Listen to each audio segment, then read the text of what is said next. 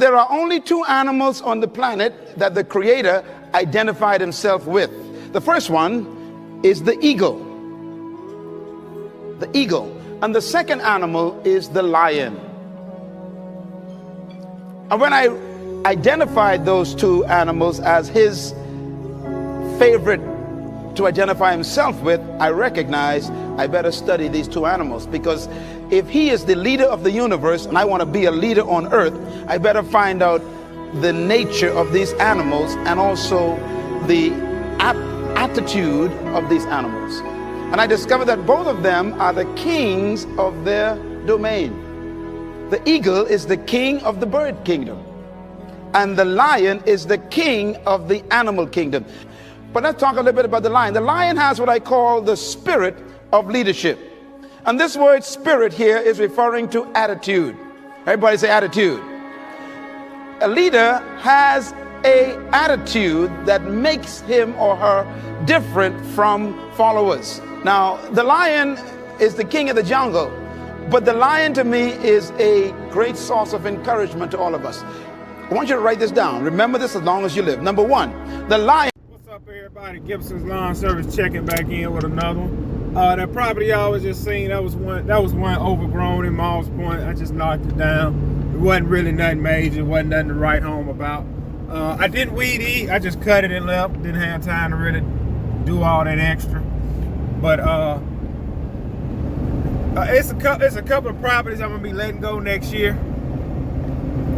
And the reason I'm letting them go, it might sound strange, but I gotta chase cash.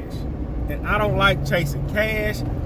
I don't like dealing with cash no more in my business. It sounds crazy, but it's kind of like if I want my whole business to show on paper what I'm making. I don't have time to get money, run to the bank, deposit it.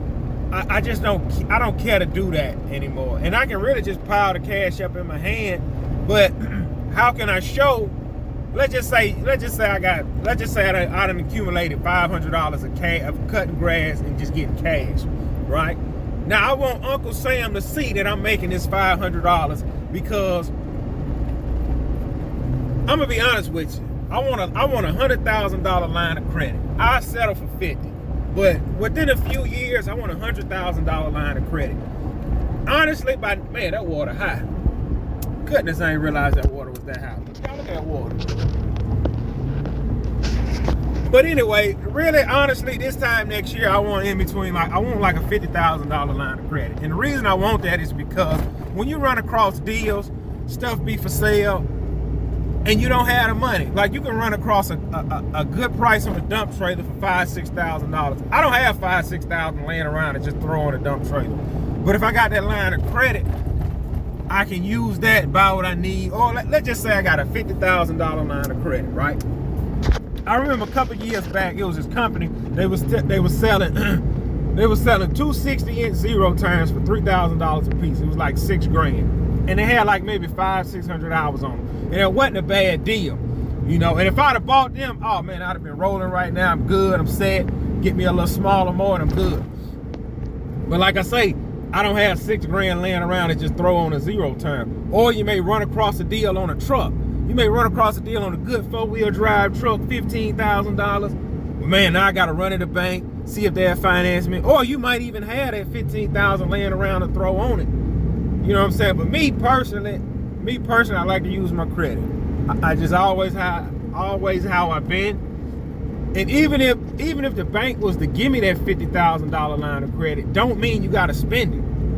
Out of that $50,000, man, only spend like $1,000 or something. I mean, you know what I'm saying? You don't have to. If you get a credit card with a $10,000 limit or a $1,000 limit, don't mean you got to go spend all the money. Nah, I'm gonna keep it right here. Emergency purchases, or something might come up, I can use it in the moment and pay that thing off. Sometimes you can't pay them all off at the end of the month, but that need to be your goal. Keeping your credit usage low and keeping a higher limit. That way, if you need something, you might want to start a new business. You might want to front $20,000. Hey, I got this $50,000 line of credit. I can front it. And if it don't work, hey, pay that back. Or if it do work and you get that money, pay it back. But I always like to have that line of credit. But that's not to change the subject. That's really another reason I don't like cash. I gotta go deposit it in the bank. I don't care to do that. I like to take care of everything online. At one point, I used to love cash. I used to pay all my bills in cash. I used to pay everything in cash. Car note, house note. I used to pay it all in cash. And I really didn't change that until I met my wife. When I started dating my wife, she kind of got me paying online and stuff. Like right now, I pay all my bills online. I don't have to pay nothing in cash. And so now I want to run I want to run a cashless business. I want you to pay on my website. Not my website, I got a little account I set up. I can send people links and they can pay me like that.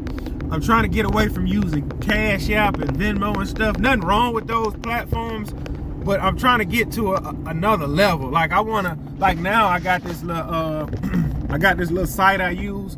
I can send you a link through an email or text. You click that link and then it take you straight to my payment form where you can pay me a bank transfer or a debit card or a credit card. And the money hits my account the next day. That's why I say I'm done with cash.